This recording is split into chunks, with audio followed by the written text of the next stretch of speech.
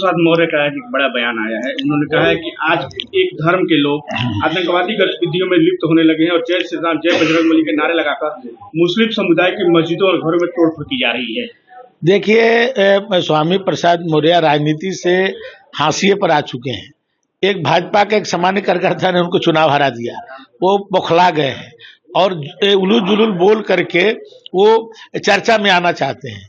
और आज आप इसीलिए पूछ रहे हैं कि आज स्वामी प्रसाद मौर्य को कोई पूछ रहा है, आप लोग ये उनके उलूल जुलूल भाषा के ही कारण आप पूछ रहे हैं, इसलिए ऐसा वो बोल रहे हैं और कोई कारण नहीं है, वो बौखला गए हैं। दादी के हाथों का जादू और खुशबू से महकता घर, माँ की मुस्कुराहट और खाने की सुगंध। MDH गरम मसाला, क्योंकि हर रिश्ता है स्वाद से जुड़ा। कर्नाटक के मुख्यमंत्री सिद्धारमैया ने केंद्र की भाजपा नीति सरकार पर निशाना साधा है और दावा किया है कि हिंदी और संस्कृत के प्रचार प्रसार के लिए अनुदान दिया जा रहा है, जबकि अन्य भारतीय भाषाओं की उपेक्षा की जा रही है। उन्होंने अपने लोगों से उन सभी का विरोध करने के लिए आग्रह किया है जो कन्नड़ विरोधी हैं।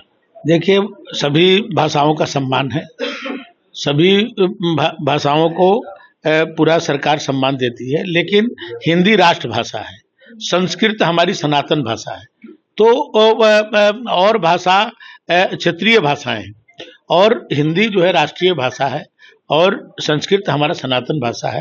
तो सबकी तुलना राष्ट्रभाषा से नहीं की जा सकती, सबकी तुलना अपने जो सदियों से आज जो हमारा भाषा है संस्कृत, उससे नहीं की जा सकती। सभी क्षेत्रीय भाषाओं का समान है। सबसे ज़्यादा भाषा कौन बोली जाती है? भोजपुरी। सबसे ज़्यादा इस देश में कोई क्षेत्रीय भाषा है तो भोजपुरी बोली जाती है, लेकिन आज भोजपुरी तो 8वीं अनुसूची में भी नहीं शामिल है। हम लोग तो रोज उसके लिए डिमांड करते हैं, हम लोग को तो भी नहीं प्राप्त हो पाया।